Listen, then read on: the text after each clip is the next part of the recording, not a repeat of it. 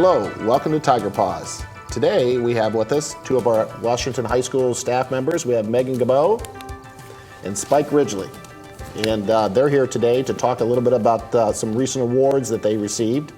And so Spike ended up being Teacher of the Year for Massillon City Schools, and Megan was Rookie of the Year. So this is her first year with us, and so she was eligible for that. So Spike, what do you think Teacher of the Year means?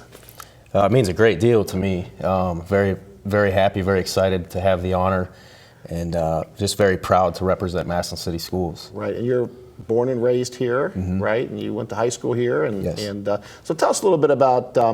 I sat with you at the dinner, and you were kind of giving me the how you got to this point. And I know that what a great baseball coach you are, and then what a great teacher you are. But you know, to get to that point. It wasn't like you went to college and graduated with the idea that that's going to be your life plan. So tell us how you got to this plan. Yeah, I went to college and had a business degree in marketing. So I worked in retail for 5 years in management. I think a lot of those skills and doing those things really helped just to, you know, for the baseball side of it and the classroom with just the management part, and then working with people, working with adults as well. I did that for 5 years and then went back to school and did a master's with licensure in education 7 to 12 math. Okay. So went from there, had my first job at Jackson, then ended up taking a job at Green and came here. Was the ultimate, that was the goal. How long were you at Jackson? I was at Jackson with student teaching, and then 4 years. 4 years? Yeah. What about Green? Green, 1 year. Oh, just one? Yeah, okay. 1 year. And then this is my second here at Massillon City Schools. Okay, good. And so tell me a little bit about the math. I know you're a coach. I remember one time years ago I was working in a school district, and I was working in human resources, and we did some research on our coaches and what they were actually teaching. And all of the head coaches in all the major sports at the time were math majors. Why do you think that is? Well, we utilize a lot of statistics and numbers and that sort of thing with the coaching side of it. I've always enjoyed that part of it. It was always my favorite subject coming up too through school. Oh, it was? Okay. Yeah, definitely. And but you utilize those things in the sport as well as in the classroom. Right, right. All right, Megan, so tell us how you got to this point. I know you're actually teaching my favorite subject. History was always one of my my favorite subjects, and I just talked to somebody the other day, and it was like, name your favorite teacher of all time, and I thought back, and my favorite teacher was a history teacher, but her name was Mrs. Dunbar, and she taught Asian studies. Okay.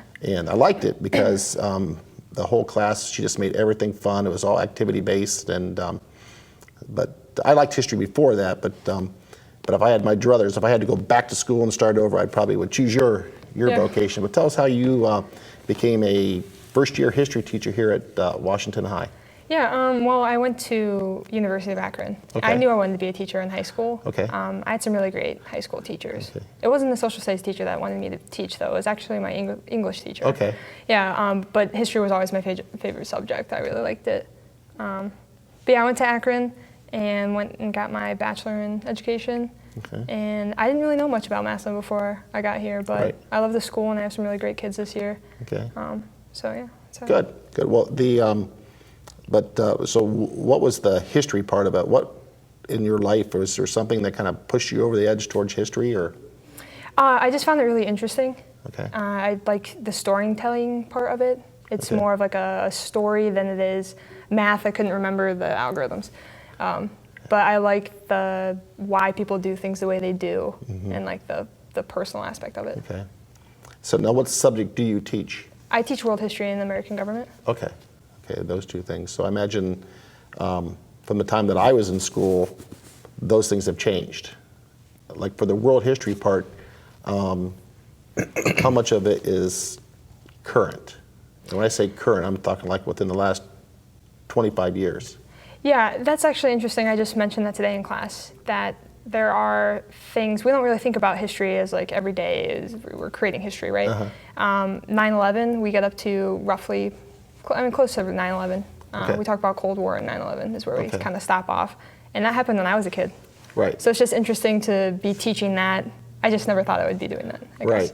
Right. That's kind of interesting that they do that, because I know I was just trying to think back about the things that we were learning about, and And like some of the presidents, when I think about when I was little, some of the names that I heard of, but they were even around then, were like Truman and Eisenhower.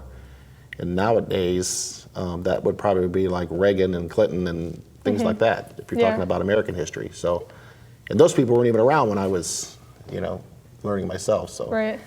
But I'm just giving my little anecdotal piece of that. But I do love history. So, Spike, tell me a little bit about what do you do to engage student learning? That's going to be your question too. So he's older, so you can be thinking about that while he's. Actually, really excited about. We've kind of used a little bit of a different curriculum this year. We're aligned with the middle school now in the algebra side of things. It's a lot of hands-on stuff, project stuff. It gets the kids moving around. Yeah. So one of the things we did, instead of sitting down and maybe just doing inequalities at your desk in a quiet room, you have, with like a scavenger hunt where we'll have them throughout the class in the hallways, and the kids have to answer one and then go find the answer on one of the other ones. So they get to move around and engage that way and work together. And then, we'll do those kinds of things, and then we'll get to that formal assessment later. But there's much more moving around. There's much more project-based things like that, and a lot of hands-on stuff. Like your traditional sit down and do this, for 35, 40 minutes straight in a quiet room. It's really changed from that. Right. Okay, good. So Megan, how do we make history come alive? I agree with Spike in that I like to do hands-on things as well. I still take notes, but it's like constantly changing the classroom and what we do in there. So give the notes as if I'm telling a story, give activities, group works, projects. We do a lot of primary source reading, stuff like that. And then we'll do special things. I know when I taught the Civil War, we went out and did capture the flag, or for Latin America, we learned the cha-cha. Okay. Just like different stuff. And if you're excited about what you teach, that does wonders for the kids. It really does. And you know what? That just reminds me of my Mrs. Dunbar. That Asian Studies class was about making the food. It was about playing the games. It was about costuming. And I think that's why I enjoyed that class so much, and when she's long since passed, but I remember, I don't know, she seemed old at the time, but I kept looking and thinking, geez, she really loves teaching, and how sad it's going to be when she retires in a couple of years, which she did do, because the kids love that class. I mean, nowadays, I don't even think that we even have that for elective in schools, but it is what it is. So what is your, 10 years from now, what do you want to be doing? I want to be doing this. Oh, you do? Yeah. Okay, so you don't have ambitions to go back and get your master's and be an administrator or anything like that? I don't know. I love teaching so much, and administration's so different that I don't know if I would, I think I'd miss it. Okay. I do want to go back and get my master's, Okay. but I think teaching is where I belong. Well, do that because you'll get paid more. Yeah, yeah, that too. And that too. So that always works. But, that's good. That's good. But I know a little bit about Spike's family, but in your family, were there other teachers? Are you the first, or educators? Well, my aunt taught science, high school science, physical science. I have a twin sister, and she does early ed. But other than that, that's it for teachers in our family. Where does your sister work? She is at Norton Elementary. Okay. Yeah, doing first grade. Okay. Yeah. Wow. So. Good. So a little bit of teaching in your background. Yeah. So how about you, Spike? Yeah, I know your dad. I'm not sure how I got into marketing, to be honest with you. My whole family's in teaching.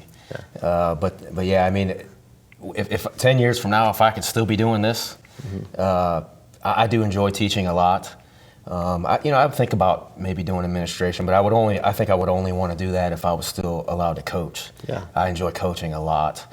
And being in the classroom with the kids, it's where it's at. Just like you said, I mean, just being able to be in there and have an influence on that room every day is kind of a neat opportunity that comes with a lot of responsibility. I enjoy it. Yeah, I know my mother was an educator, and then when I went to college, that was the furthest thing from my mind. And so I started off and I was a business major. And then after the first quarter at Bowling Green, I got a 5-hour D in calculus. And I thought, wow. And I looked at all the other math classes I had to take, and I'm thinking, this is entry level. There is no way. Yeah. So then I switched to, sports management, and that lasted another quarter, and I thought, I don't want to do that either. So then I got into education. But so kind of interesting how your path changes. And there's really nothing else that I'd want to do. I mean, you guys are just starting in this business, and this is year 38 for me. So I'm hoping I can get to 40, but my mother was in the business for 39 years. So if I can get to 40, I would have one more than her. I don't know if that means anything. I don't know. I don't know if they need old people like me around, but it is what it is.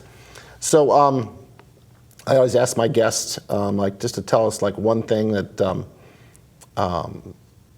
that our viewing public here in Massillon who watch the show might not know about Spike Ridgley or Megan Goubeaux, and which they might think is kind of interesting. And it's been all over the place. It's been from pets to family to trips to something quirky they did, or sometime they got in trouble. So go ahead, Spike. I'll let you go first. Well, I'll say two things. One more serious thing, and one maybe a little, a little funny, I guess. The funny one is, this time of year is pretty busy with teaching and planning practices and games and all those things. So you don't get a lot of time to mow the grass. Right. So we've got this, this mower that you'll drive it like this. And let's just say I was at Home Depot at the end of the mow the other day, cut it too close and hit the whole spouting thing and broke part of that. So that was an expensive mistake. Oh, yeah. But anyway, moral story is slow down on the mower. And then the second thing is my wife and I are really excited. We're found out we're going to have a baby here, and the due date is 10/10. Wow. So, nice. Yeah, Wow. we're really excited. So. Wow, 10/10. So I know somebody was born 10/10/85, and that's my son, and he's 31. Okay. So it's a small world. But It's interesting because our families got a history from my grandfather Spike. He wore number 10, and then my father wore it. I wear it, and it was kind of neat because you see the ultrasound, and then the doctor gives you the due date of 10/10. Yeah. So I thought that was neat. That's neat. Yeah. Yeah, so they got 10 toes and 10 fingers, and 10 sisters all around. Yeah. There. So good stories. How about you, Megan? Something that I think a lot of my students know now. I like to rock climb. Okay. It's something I enjoy doing. I go on trips usually like spring break, summertime, different places around the country to climb. And people know you have tattoos. Yeah, that's true. So I remember years ago I was interviewing for. It was really hot. I taught at an elementary school, and I had hired some teachers. It came springtime, and this one gal, she always wore these jeans or something. And we had some short day where everybody could. It was like 90 degrees in that building, and some teacher came. Hey, can Lori wear jeans to school? And I said, well, yeah. Or shorts to school. I said, yeah. Everybody's wearing shorts, so that's fine. And she said, well, she wants to let you know that she has a tattoo on her leg. And I said, really? So she wasn't sure she was allowed to do that. I said, yeah, you can certainly wear it. So I thought that was kind of a funny story. That she was all nervous and didn't want people to know. But I have tattoos. I got them here and here. But I noticed yours at one time. Those are pretty neat. Yeah, that's interesting. I like that about the school. You can put a little history in that and stuff like that. Because I have one that has like a rose on it, but my dad has the same rose. Okay. So I always tell people that's the same one my dad has. And then there's like a picture of my wife. But it's kind of a little historical thing. But I don't know how we got to that, but I just get all ADD here in conversation. Yeah. But you know what, Megan? Thank you. Rookie of the Year, Massillon City Schools. Spike, Thank you. Teacher of the Year. So obviously you're eligible now. You're not ever eligible for Rookie of the Year, but you're eligible for Teacher of the Year. Yeah. Okay, we'll see if that happens. Yeah, we'll see. We'll see. All right, and thank you all for watching Tiger Paws.